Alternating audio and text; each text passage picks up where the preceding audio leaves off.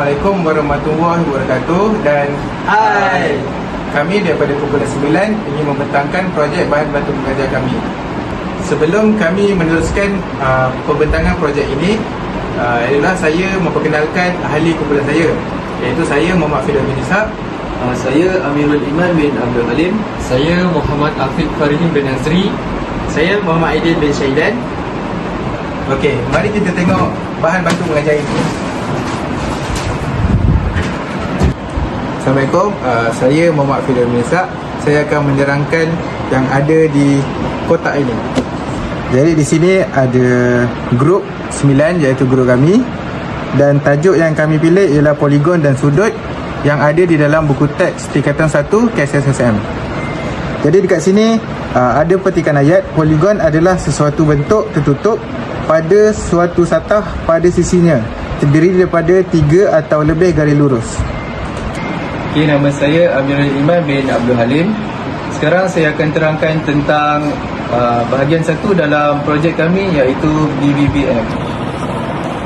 Okay, ini bahagian pertama. Okay, saya akan terangkan sedikit di bahagian pertama ini. Okay, dekat sini terdapat segi 4 sama. Di dalam segi 4 sama terdapat sudut 90 darjah. Rumus bagi segi 4 ialah panjang darab lebar, dan sisi segi 4 sama ialah terdapat 4 sisi. Bentuk yang kedua ialah segi 3. Sudut yang berada dalam segi 3 ialah 60 darjah. Rumus untuk pengiraan segi 3 ialah 1/2 darab tapak darab tinggi. Sisi segi 3 ialah 3. Bagi bentuk yang ketiga ialah pentagon. Di dalam pentagon terdapat sudut 108 darjah.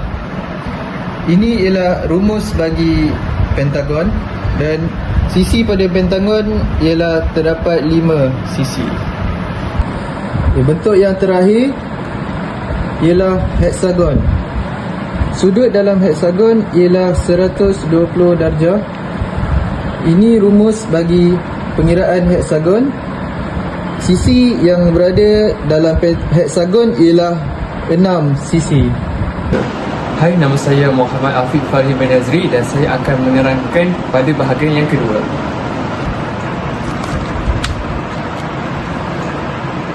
Baiklah, untuk bahagian yang kedua iaitu bahagian soalan di mana kita ada tahap mudah dan juga tahap yang sukar. Jadi, bagaimana kita nak melihat cara mendapatkan soalan, di mana pertama sekali kita buka dulu surat ini dan kita ambil salah satu surat random sahaja dalam surat ini, dan kita tengok surat yang kita dapat. Macam kita boleh lihat sekarang ni kita dapat bahagian sukar dan nombor 3. Jadi kita pergi pada bahagian sukar. Dan kita pergi pada soalan yang bernombor 3. Seterusnya, bila kita baca dan mengenal pasti soalan ini, seterusnya kita akan pergi kepada jawapan-jawapan yang telah disediakan, dan kita akan ambil jawapan yang betul mengenai soalan itu. Kita akan ambil salah satunya dan kita akan lekat pada soalan ini. Baik, sebagai contoh, untuk soalan nombor 3, tahap sukar, jawapan dia adalah ini. Jadi kita akan ambil, cabut daripada ini, dan kita akan lekatkan pada soalan nombor 3. Dan beginilah caranya kita nak lekatkan jawapan untuk setiap soalan yang kita dapat bagi setiap tahap sukar ataupun mudah. Assalamualaikum warahmatullahi wabarakatuh. Nama saya Muhammad Aidil bin Syaidan. Saya akan menerangkan pada part yang ketiga. Jom. Kita pergi ke part yang seterusnya, iaitu part game. Alright, dekat sini kita ada heksagon untuk garis panduan, heksagon segi 3, dan kita ada garis panduan untuk segi 4 dan pentagon. Dekat sini saya akan tunjuk contoh kita buat untuk bentuk heksagon. Untuk bentuk heksagon ni kita perlu ambil tali ni, dan kita kena tengok dia punya garis panduan, iaitu 1, 3, 4, 6, 8, 9, 1, dan kita perlu ikut nombor yang kita telah letak untuk garis panduan ni. Alright, kita ambil tali ni dan kita ikut dia punya garis panduan, letak dekat dia punya nombor 1, 3, 4, 6, 8 dan 9. Okey, dekat sini kita akan dapat salah satu kita punya bentuk, iaitu bentuk hexagon. Okey, boleh nampak jelas bentuk hexagon. So garis panduan ni adalah salah satu untuk kita nak berbentuk dia punya gambar lah dekat kita punya game. Alright, itu saja. Jadi sampailah kita kepada penghujung pembentangan ini. Saya Muhammad Firdaus bin Ishak ingin membentangkan kesimpulan pada projek kali ini.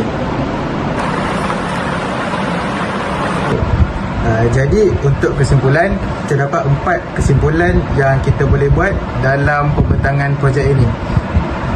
So kita pergi kepada yang pertama, iaitu mengenal pasti dan menamakan poligon berdasarkan bilangan sisi bucu dan penjuru dengan tepat. Okey, untuk kesimpulan yang kedua ialah menguraikan hubungan antara bilangan sisi poligon dengan ciri-ciri geometri yang berkaitan. Untuk kesimpulan yang ketiga ialah membezakan sifat antara poligon sekata dan poligon tidak sekata secara visual. Baik, untuk kesimpulan yang terakhir iaitu mengaplikasikan rumus kurungan n-2 darab dengan 180 untuk menentukan hasil tambah sudut dalam poligon.